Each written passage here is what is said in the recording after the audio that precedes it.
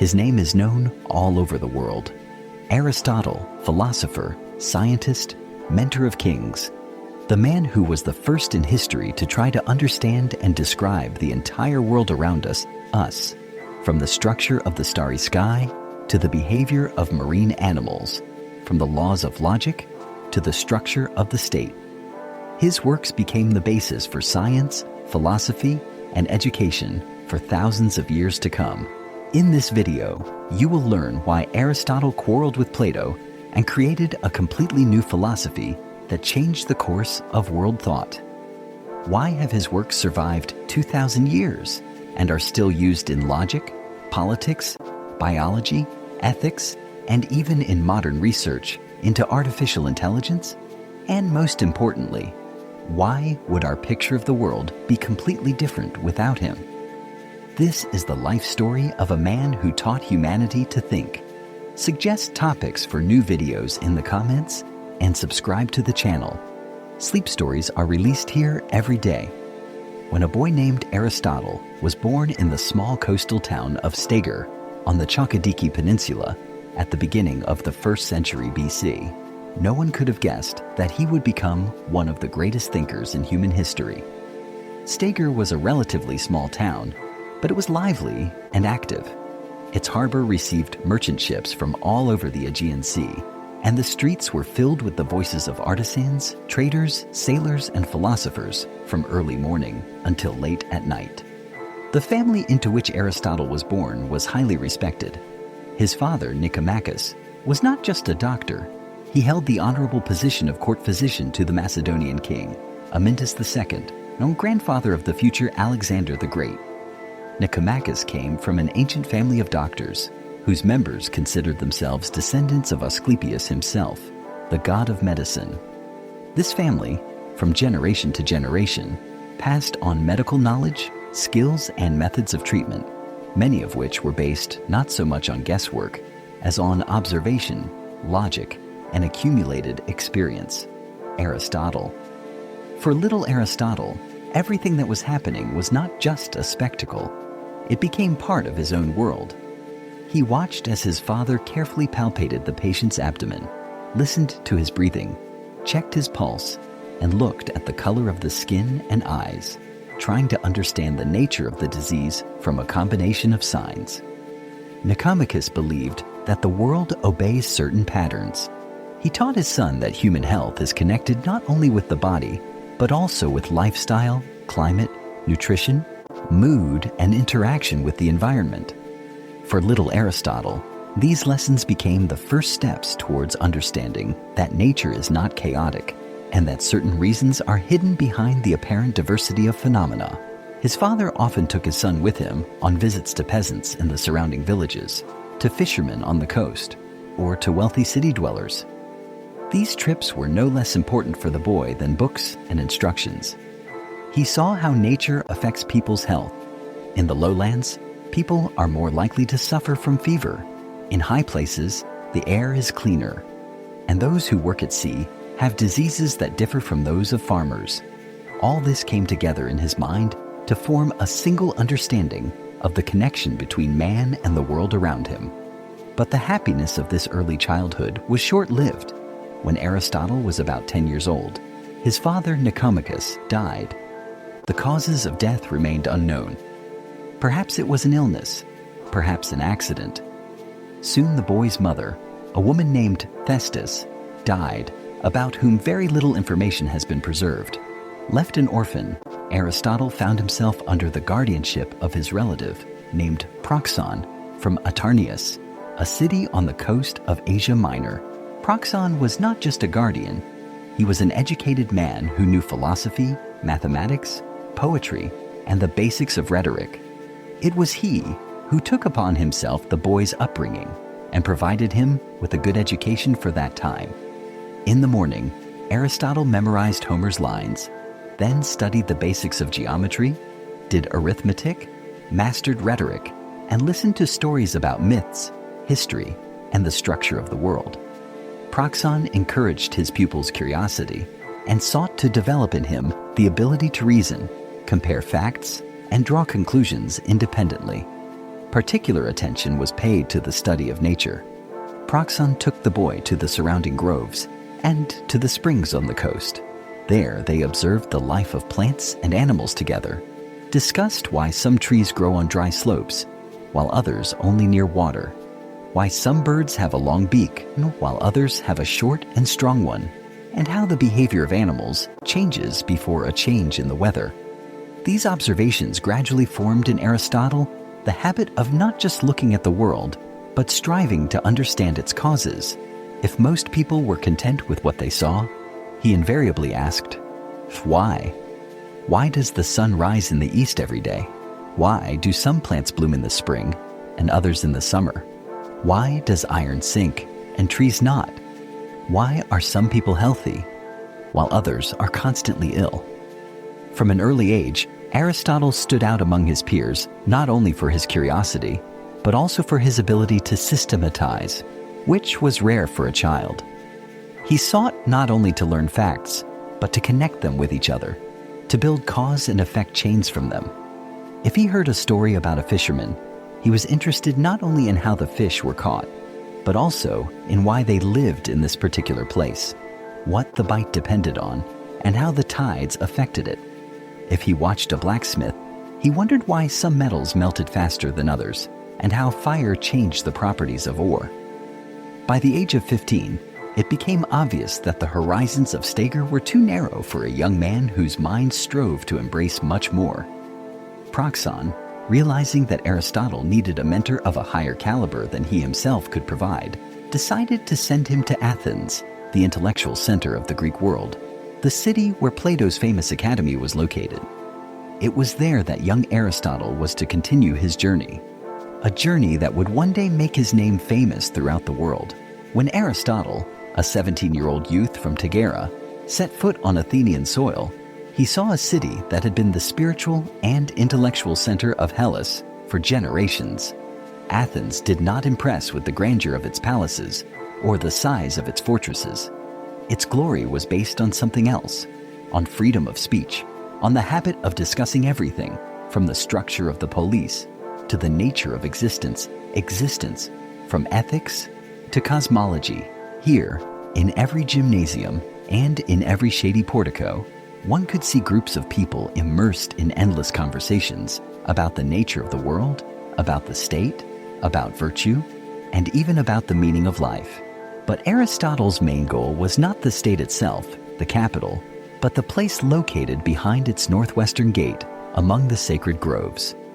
This goal was the Academy, founded by Plato about 20 years earlier. It had no equal in the entire Greek world. Here, for the first time in history, a school was created in which education was built not around private tutors, but as a systematic, ongoing process, with lectures, debates, its own garden, library, and a carefully organized space for reflection. When Aristotle first crossed the threshold of the Academy, Plato was about 60 years old. He was an almost legendary figure, a student of Socrates, the founder of the philosophical school, the creator of the famous theory of ideas, the author of dialogues that even then began to be read as examples of philosophical art.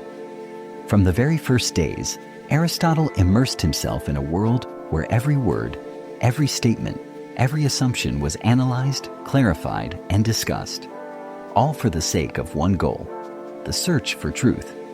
Classes at the Academy began at dawn. Students would gather in the shade of trees or in covered porticos to listen to lectures by Plato or his closest students. The discussions covered a wide range of topics, from metaphysical questions about the nature of existence to practical discussions about building an ideal state. This was followed by long walks, during which students would share their thoughts, construct syllogisms, try to refute each other's arguments, and find internal contradictions in the theses they had heard. In the evening, there would be more meetings to sort out unclear points and prepare for the next day. At first, Aristotle was completely fascinated by Plato's view of the world. The theory of ideas was striking in its grandeur. According to Plato, there is a higher reality, a world of eternal, unchanging ideas or forms that do not depend on our perception and existence. Everything we see around us is only imperfect, and passing copies of these ideal entities. A beautiful object is only a reflection of the idea of beauty. A just act is a shadow of the idea of justice. Everything sensual is only a reflection of the true, invisible order of things. Aristotle enthusiastically studied everything that the Academy offered. He immersed himself with equal interest in philosophy, logic, mathematics, geometry, astronomy, and ethics. Particular attention was paid to dialectics, the art of asking questions, analyzing answers, identifying contradictions, and step-by-step approaching an understanding of the essence of things. It was here that he learned that truth is born not from one correct answer, but from a long path of questions, objections, and clarifications. However, the further he advanced in mastering Plato's views, the more often doubts began to arise in him. At first, these were only shadows of questions. How exactly are ideas related to specific objects? If there is an idea of beauty, why does it never exist separately from beautiful things? Where is it? Outside the world? Or in the objects themselves? Gradually, these doubts turned into serious philosophical objections. One of the key questions for him was the following: if an idea exists separately from specific things, then how are things involved in it? How is a connection possible between the invisible, eternal world of ideas and the changing, material world? Doesn't it turn out that explaining things through ideas separates philosophy from reality itself? More and more often, he came to the idea that the essence should not be somewhere outside the object, but in the object itself, in its nature and form. These thoughts Aristotle did not keep to himself. He actively participated in debates and was not afraid to argue with Plato or other students. Moreover, his disputes were not attacks for the sake of arguing, but a sincere desire to get to the bottom of things. He asked, if there is an idea of motion, then why do we always see motion itself only in specific bodies and not in itself? If there is an idea of justice, then where is it? In the actions of people, in laws and consciousness, or in some other invisible space? These disputes made his figure in the Academy both respected and, for some, inconvenient. Plato, according to surviving evidence, treated him with respect, but sometimes with a certain amount of chagrin said, Aristotle is a child who kicks against his mother. Nevertheless, he highly valued the mind of his student, his persistence in searching for answers, and his ability to see weak points, even in the most harmonious reasoning. Aristotle's peculiarity was that his thinking invariably gravitated toward the real world. While the Academy was focused on metaphysics, on abstract reasoning about entities, Aristotle increasingly turned his attention to the concrete and observable. He studied plants, animals, the structure of bodies, the patterns of growth, the differences between living beings, looking closely at what other philosophers often considered trivialities, unworthy of attention. He early developed the habit of writing down his observations. He noticed that different species of fish had different gill structures, that some mollusks had asymmetrical bodies, and that certain species of birds developed special habits depending on the climate. In the Academy, such studies were considered auxiliary, incidental to true philosophy, but for Aristotle, they became the basis of the method which he would later develop, a method based on observation, classification, and conclusions from concrete experience. Nevertheless, despite the deepening divergence of views, Aristotle remained at the Academy for almost 2 decades. Here, he not only studied, but also gradually began to teach, conduct classes with younger students, analyze texts with them, help them build reasoning, and organize debates. Even then, he began to write his own works, most of which, alas, have not reached us. When Plato was about 80 years old, the question of his successor began to be openly discussed. Despite Aristotle's outstanding abilities, he was not chosen. Perhaps the reason was that his philosophical views were already too sharply at odds with Plato's. Perhaps there were other circumstances, including political or personal ones. One way or another, when Plato died in 347 BC, a new stage in Aristotle's life began. a stage that meant a break with Athens and the academy and opened the way to the big world, a road full of new discoveries, wanderings, and searches. Plato's death was not just the end of an era in the history of Athenian philosophy. It also became the starting point of a new stage in Aristotle's life. Although he spent almost 2 decades at the academy, it was now impossible to remain in Athens. Firstly, the choice of the head of the academy fell not on him, but on Speusippus, Plato's nephew, whose views were much closer to the orthodox line of the school. Secondly, anti-Macedonian sentiments were becoming more and more noticeable in Athens, which gradually spread to those who, like Aristotle, came from cities allied with or dependent on Macedonia. And thirdly, it is possible that this was the main thing. Aristotle's philosophical views by this time had already completely diverged from the main provisions of Plato's teaching. Realizing that his path was no longer connected with the academy, Aristotle readily accepted the invitation of Hermias, the ruler of the city of As, located on the northwest coast of Asia Minor, not far from Troad. Hermias was an unusual ruler for his time, a philosopher by education, a student of Eudoxus, and an adherent of Platonism. He dreamed of creating a kind of intellectual center in his city, a refuge for scientists, philosophers, and researchers. Arriving in As, Aristotle found himself in an environment that ideally matched his new aspirations. Here, he could do what had long supplanted abstract metaphysical disputes for him: the study of nature, the laws of the world, the structure of living organisms, and attempts to find causal relationships in the real, observable world. In Assa, Aristotle. The first years in Assa were a time of intensive research. Aristotle spent a lot of time on the coast, observing marine life, studying the structure of fish, mollusks, and crustaceans. He was especially interested in questions of reproduction, nutrition, the structure of developmental organs, and adaptation to various environmental conditions. There are descriptions of how he worked for hours on fishing boats, or right on the shore, carefully observing the catch, making sketches, and recording the smallest details of the internal structure of animals. He paid attention to the features of the gills of different species of fish, the differences in the shape and function of the fins, and the makeup of the internal organs of cephalopods.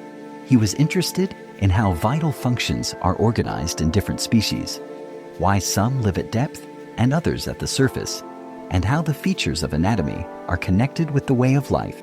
But the work of Aristotle in Assa was not limited to biology. He continued to develop general philosophy, reflecting on the questions of causality, change, movement, form, and essence. It was during this period that his famous theory of 4 causes began to take shape. The idea that, to fully explain any phenomenon, you need to understand 4 aspects. What does it consist of? The material cause? What is it? The formal cause? What sets it in motion or creates it? The efficient cause? And for what purpose does it exist? The final cause. This concept would become one of the cornerstones of all subsequent European science and philosophy. However, political circumstances disrupted this creative flow. A few years after Aristotle's arrival, Hermias fell victim to a conspiracy. He was murdered, and his state was threatened. The Vasae philosophical school ceased to exist, and Aristotle had to find a new place to work. He moved to the island of Lesbos, to the city of Mytilene, located on the shores of a picturesque bay. Here, perhaps, the most intensive natural science period of his life began. On Lesbos, Aristotle first formulated the principles of biological classification. He began to group living beings according to features that he considered essential: the presence or absence of blood, the methods of breathing, the structure of the limbs, and nutritional and reproductive characteristics. It was here, on the shores of the Lesbos Strait, that he first used the method of systematic comparison, laying the foundation for the empirical sciences of life. Life in Mytilene was not only about science. Here, Aristotle married a woman named Pythias, the niece of his late friend and patron, Hermias. This marriage strengthened his ties with the environment in which he lived and worked in his last years. In this marriage, A son, Nicomachus, was born, to whom Aristotle would later dedicate one of his most famous works on ethics, the Nicomachean Ethics. In addition to the study of nature and philosophy, during this period, Aristotle reflected a lot on the nature of man, the role of society, what makes a state just, what qualities ensure its stability and prosperity, and which lead to disintegration. These reflections would later form the basis of his political philosophy and his treatise on politics. But despite the outward calm of life on Lesbos, events in Macedonia soon changed the course of his life. Philip II, the king of Macedonia, who planned military reforms, the expansion of the state, and the education of the heir in the spirit of Hellenic culture and science, sent Aristotle an official invitation to become the tutor of his son, young Alexander. This invitation meant not just a change of residence, but the beginning of a new chapter in which the personal fate of the philosopher would be closely intertwined with the fate of the future great commander. When Aristotle received an invitation from the Macedonian king, Philip II, to come to Pella to take up the education of his son Alexander, he was 41 years old.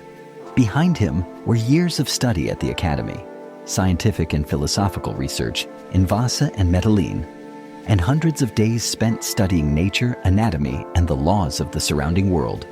Now a new, very special task was opening up before him: to educate the future king, on whose decisions and actions the fate of the entire Hellenic world would depend in the near future.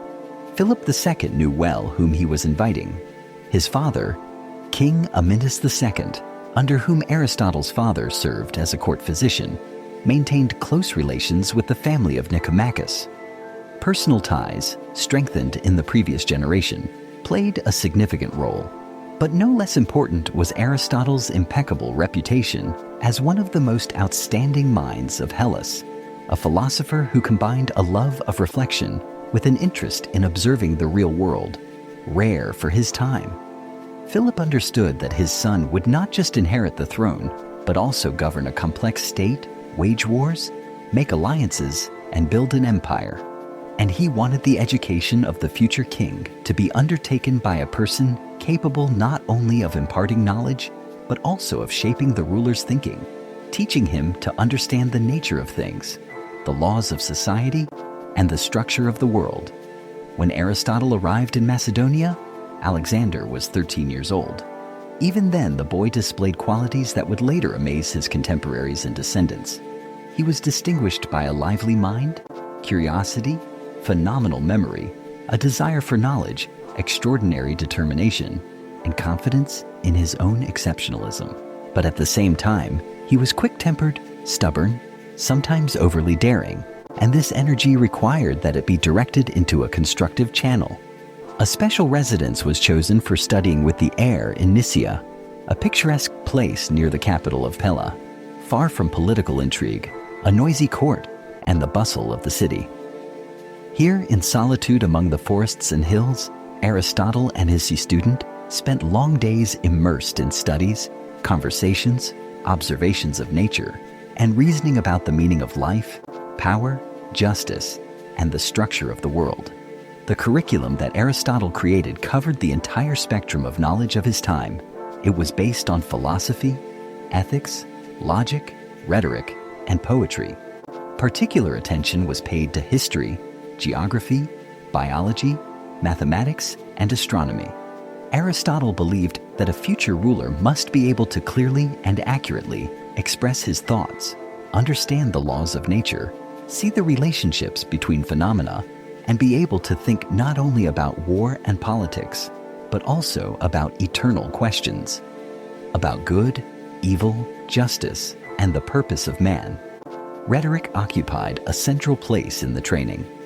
Aristotle taught Alexander the art of using words, how to build a speech, what arguments to use, how to influence listeners, how to use speech to manage emotions, direct thoughts, inspire people, or conversely, calm them down.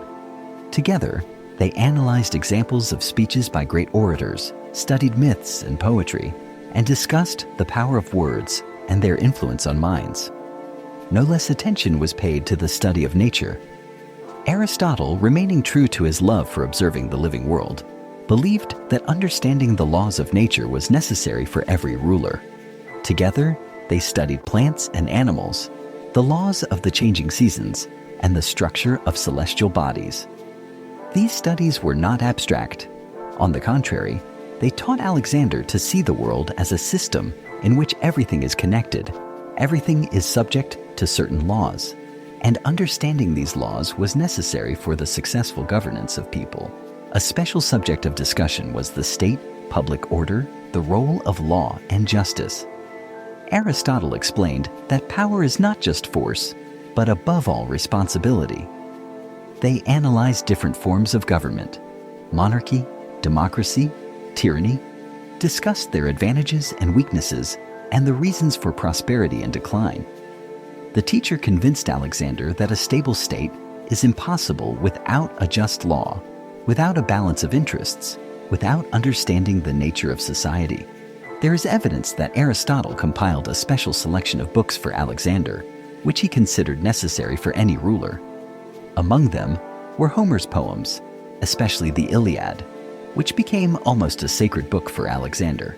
They say that he always kept it under his pillow, along with his sword, and never parted with it on campaigns. According to legend, Aristotle prepared a special edition for him with notes and comments, where he explained how to read Homer not only as poetry, but also as a guide to life. The relationship between Aristotle and Alexander was far from unambiguous. Alexander was too independent, too proud to unconditionally accept any truth, even if it was pronounced by a great philosopher. He often argued, asked dumb questions, demanded explanations, and Aristotle, accustomed to freedom of thought and discussion, encouraged this independence in his student. These conversations, filled with debate and the search for truth, became the basis of the intellectual foundation that would forever remain with Alexander. The training lasted about 3 years, until Alexander turned 16. During this period, setting off on another military campaign, Philip left his son as regent of Macedonia. This decision confirmed that Alexander had moved from the state of a student to the state of a statesman. For Aristotle, this was a sign. His main mission was accomplished. Nevertheless, their connection was not broken. When, several years later, Alexander set off on his great campaign to the east, he instructed his military leaders and officials to collect information about rare animals, plants, minerals, customs, and culture of the conquered peoples for Aristotle. It was thanks to this that Aristotle would later be able to collect unique factual material that would become the basis for many of his scientific works. Work at the court of Philip became more than just an episode in his biography for Aristotle.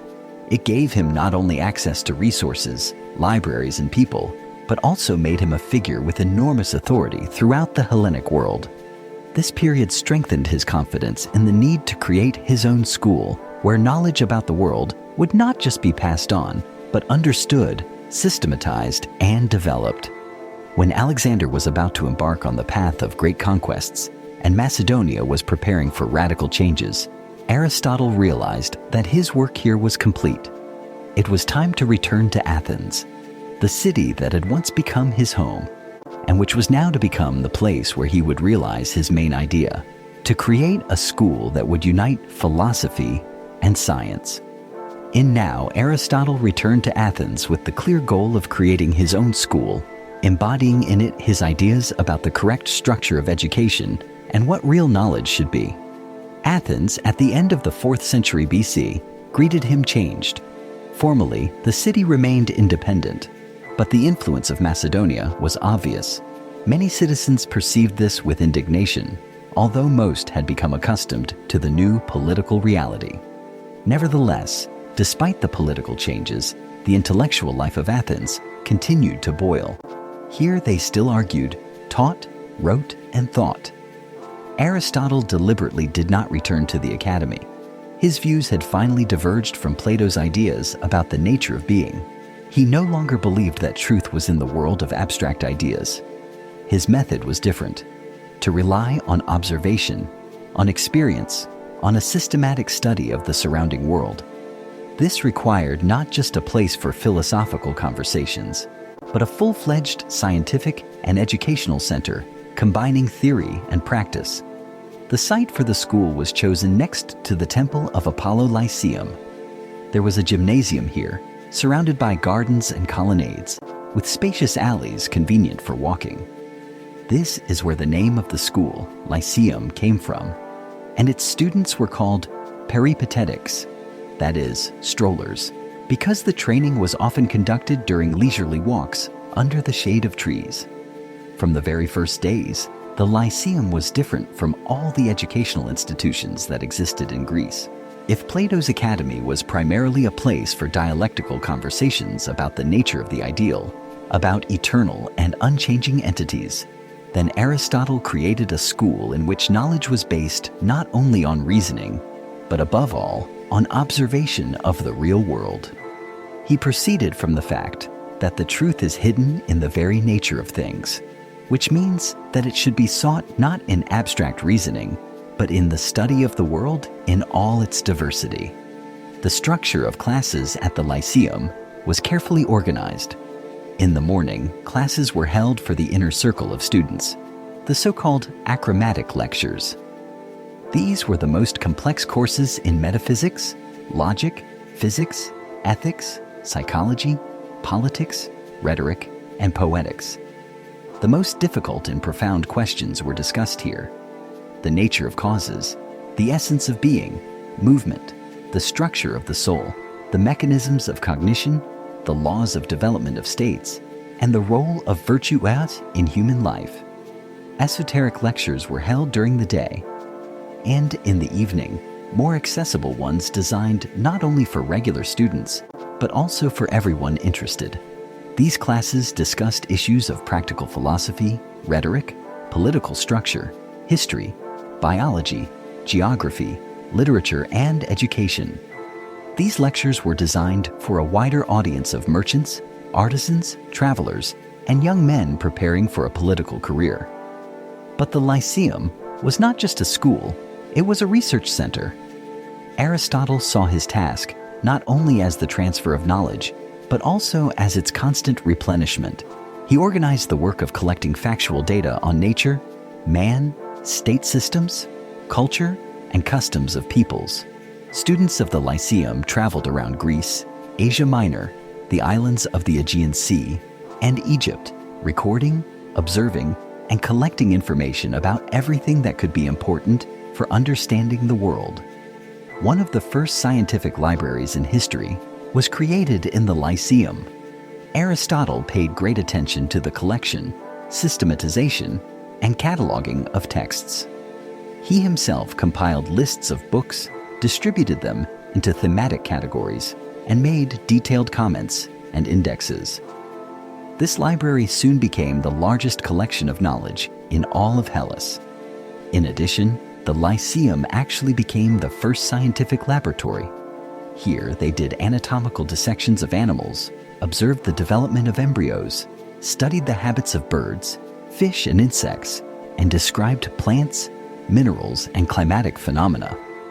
Aristotle believed that it was impossible to understand nature without careful observation of its manifestations. Research was carried out collectively.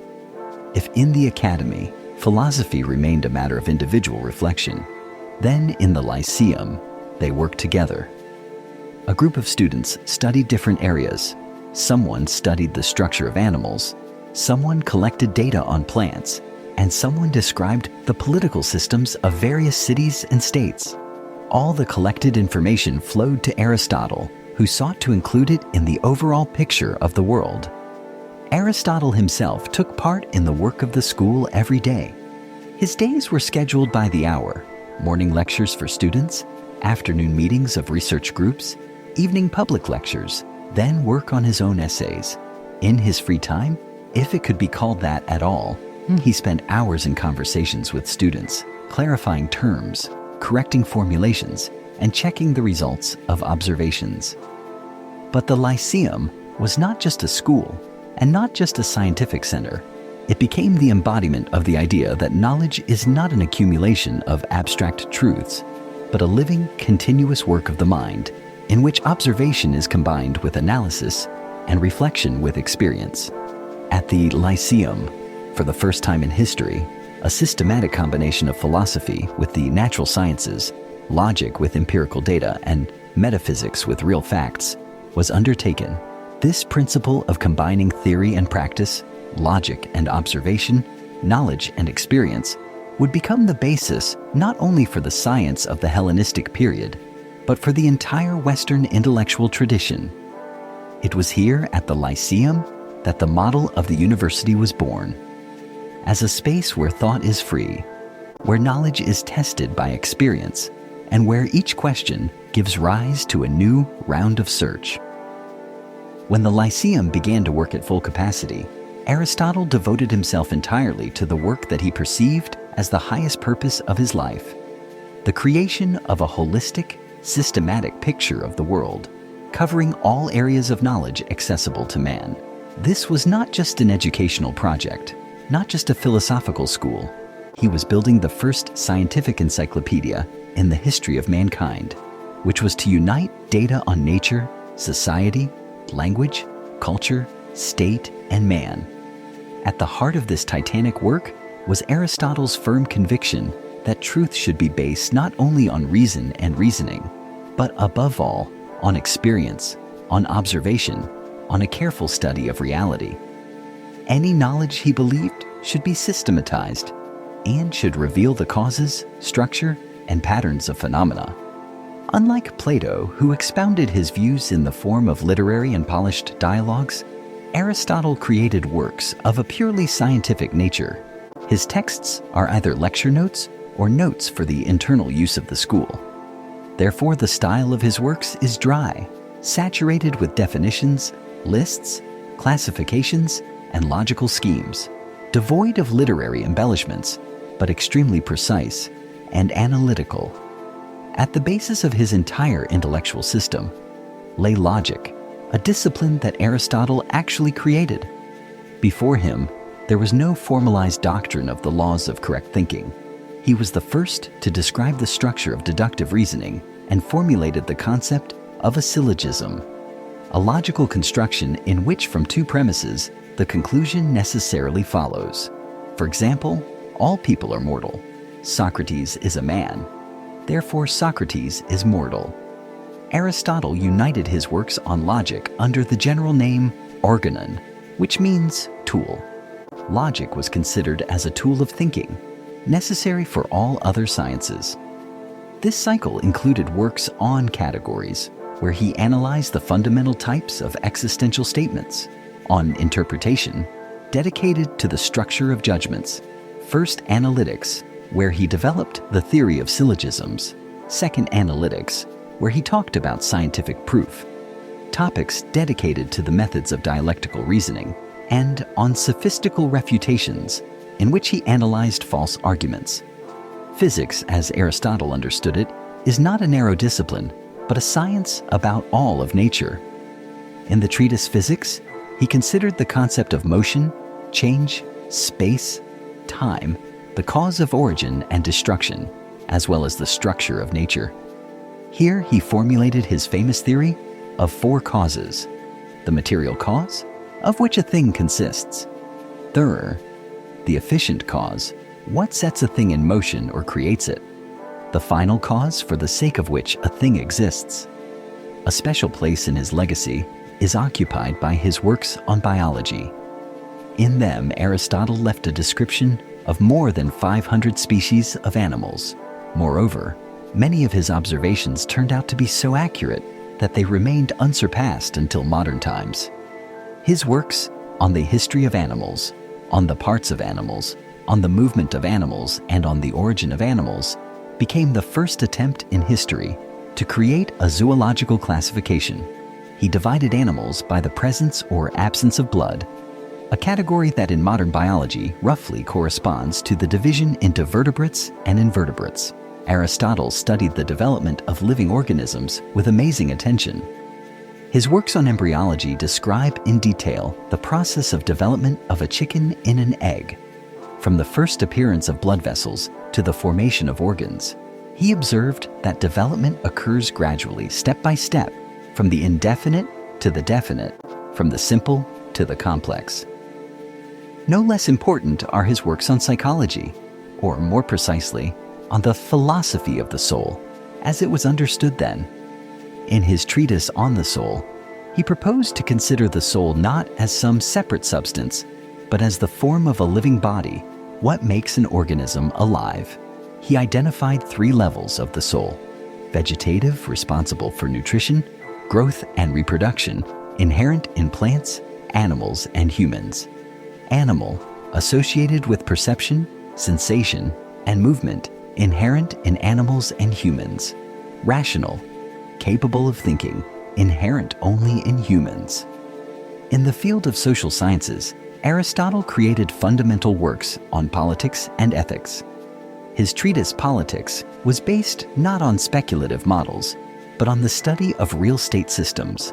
With his students, he collected information on more than 100 constitutions of Greek cities, carefully analyzing them and identifying the reasons for the stability of some and the collapse of others. Only one, the Athenian polity, has survived to this day, but it is known that the corpus was enormous. His work Rhetoric became the first systematic guide to the art of persuasion. Aristotle identified 3 elements of effective speech: logos, logic and reasonable content; pathos, the emotional impact on listeners; and ethos, trust in the speaker and his personal authority. In his treatise Poetics, he created the first theory of art in history. Here he analyzed drama, primarily tragedy, introducing such concepts as catharsis, purification through compassion and fear; peripeteia, a sharp turn in the fate of the hero; and anagnorisis. The Aristotle's method was based on a strict combination of induction and deduction. He began with observing many specific facts, identified general patterns, formulated principles, and then tested them on new examples.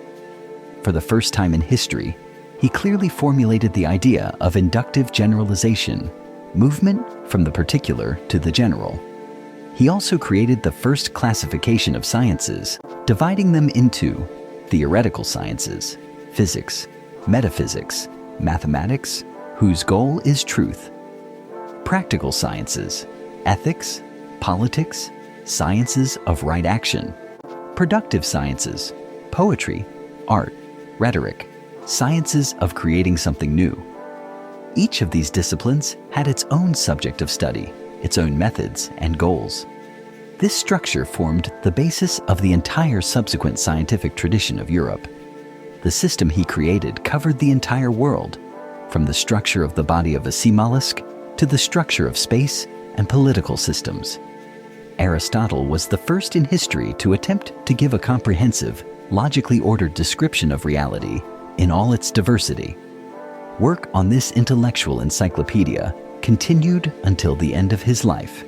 Not only Aristotle himself, but also the entire Lyceum staff participated in it. Students collected materials, made observations, described, and classified, helping their teacher build a building of knowledge that the ancient world no longer knew of any analogues. In 323 BC, the entire Hellenic world was shocked by news that seemed impossible. Alexander the Great died suddenly in Babylon. The death of the man who, in a matter of years, had changed the map of the world, bringing lands from Greece to India under his rule, instantly destroyed the fragile balance that had been maintained throughout the empire. The countries and cities that had submitted to Macedonia immediately began to revolt. Civil wars broke out, and the Greek city-states hastened to use this opportunity to try to restore their lost independence. Athens, like many other cities, was quickly engulfed in a wave of anti-Macedonian sentiment. Popular assemblies arose, and calls were made to expel everyone who had connections with Macedonia, those who enjoyed the patronage of the Macedonian authorities, or simply maintained an alliance with the Macedonian royal house. Philosophers, scientists, and anyone who was in any way connected with the royal court, especially Aristotle, immediately came under suspicion. His connection with Macedonia was obvious to everyone. Alexander's tutor, a man whose school had existed for decades with the support of the Macedonian rulers. And although Aristotle himself never held political office, never participated in governance, and was more of an observer than a participant in political processes, his name was among the first to be accused. The formal reason was the charge of insulting the gods, a charge once brought against Socrates. Although 80 years had passed since then, the accusation itself remained extremely dangerous, especially in conditions when the crowd's mind was clouded by fear, anger, and the desire to find the guilty. Aristotle understood perfectly well how it could all end. Sources cite his famous phrase, "I will not allow the Athenians to sin against philosophy a second time." With this decision, he left the city immediately, without delay, without public appearances, without trying to justify himself before the assembly. He went to the city of Chalcis, the birthplace of his mother, and the place where he had kept the part of the family property and a house since his youth. There, away from the storms that engulfed mainland Greece, he expected to spend the rest of his life. The philosopher. The work did not become less. On the contrary, it became more focused and purposeful, as if the philosopher understood that there was little time left and he was in a hurry to complete what still required clarification. Sources do not name the exact cause of his death. According to one version, he suffered from a chronic stomach disease that had accompanied him since his youth. According to another, the illness was compounded by the effects of stress, overwork, and worsening living conditions after his hasty departure from Athens. In any case, by the time he arrived in Chalcis, he was about 62 years old, an age considered quite respectable by the standards of the ancient world. Despite his deteriorating health, Aristotle continued to work almost until his last day. He dictated corrections to his students, reviewed old notes, and systematized the materials that had been collected over many years. Descriptions of animals, observations of the stars, treatises on poetics, rhetoric, politics, physics, metaphysics, and logic. Towards the end of his life, he increasingly secluded himself in the garden, sitting in the shade of trees for long periods of time, observing the clouds, the birds, the wind, those very natural phenomena that had been the source of his thoughts since early childhood. One of the philosopher's last requests, as sources report, was to be buried next to his wife, Pythias, who had died earlier. He left clear instructions regarding his burial, property, and most importantly, regarding the fate of the Lyceum. He insisted that the school continue to work in his absence and handed over its management to Theophrastus, his closest friend, student, and associate, who was already a recognized scientist and expert in botany, the author of his own works on the plant world. Aristotle died in 322 BC. This year was tragic both for him personally and for Athens. It was then that the Lyceum War began, the last attempt by Athens and a number of Greek cities to get rid of Macedonian rule. The war would end in defeat, and Athens would finally lose its political independence. But Aristotle would never know about this. Little is known about his death. There is no mention of a formal funeral or any official celebration. Aristotle's ashes were buried in Chalcis in the family plot next to his wife in accordance with his wishes. Thus ended the career of a man who, perhaps more than anyone else in human history, tried to create a complete picture of the world. A man who laid the foundation for entire sciences, methods, and concepts that would become the basis of thinking for thousands of years to come. When Aristotle's ashes were buried in Chalcis, few could have imagined that the works of this man would not simply outlive their creator, but would become the intellectual foundation for entire eras.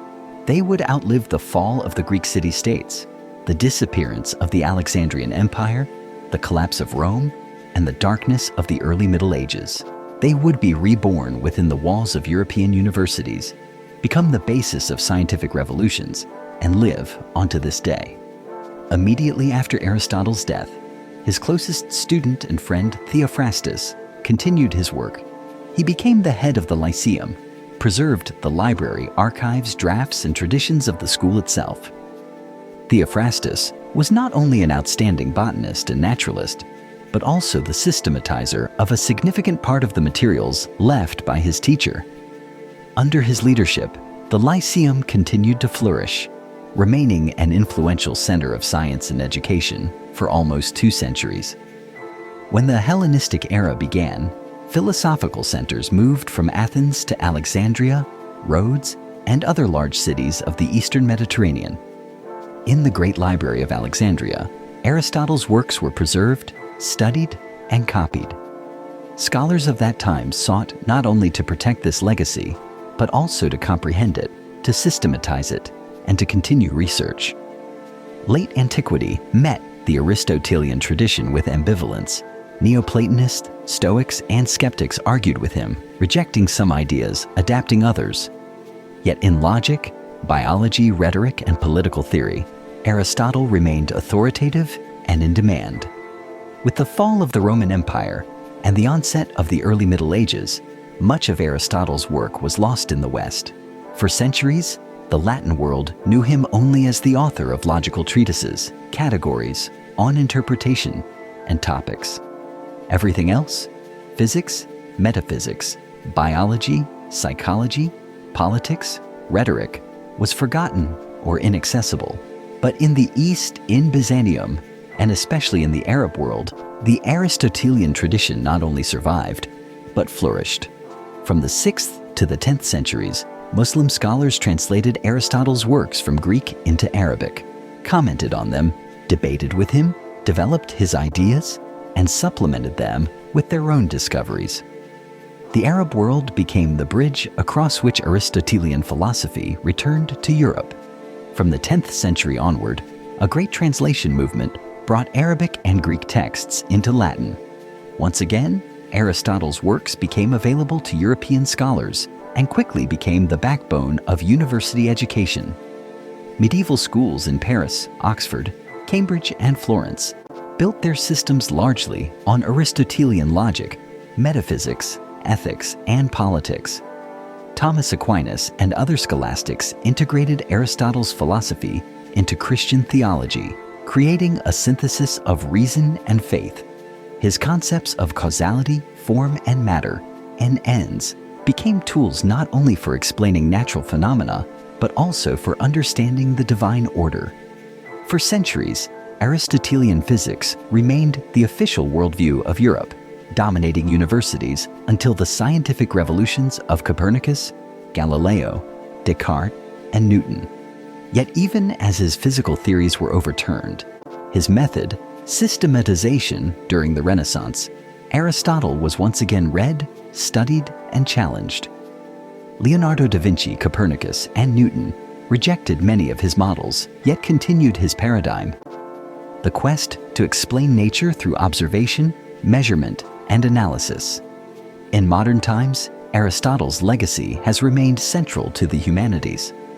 Logic, rhetoric, ethics, and political philosophy remain alive and well. The 19th century brought a new wave of interest in Aristotle as the first historian of science and the greatest systematizer of human knowledge. Today, his legacy is an inseparable part of global intellectual culture. Aristotle remains a required subject of study at universities worldwide. His works on logic are still the foundation for philosophy of language and mathematics. His views on biological classification shaped the roots of taxonomy. His poetics and politics continue to be debated in light of new challenges, from bioethics to artificial intelligence. His teachings on causes, purpose, form, and matter remain relevant in philosophy of science, bioinformatics, and cognitive studies. His principle of the golden mean, the search for balance between extremes, underpins many modern ethical systems. But perhaps his greatest legacy is not a set of doctrines, nor his tables of classification, nor even his categories. It is an attitude toward knowledge itself, the belief that reality is intelligible, that it can be studied, that it obeys reasonable laws, and that truth is revealed to those who observe carefully, reason clearly, and ask the right questions. Aristotle's name has become a symbol of the human desire to understand the world as a whole, in all its complexity, in all its manifestations, in all its infinite diversity. His legacy is not just a body of knowledge, but a call to an endless search for truth, a quest for understanding that is never final, but always another step toward greater knowledge.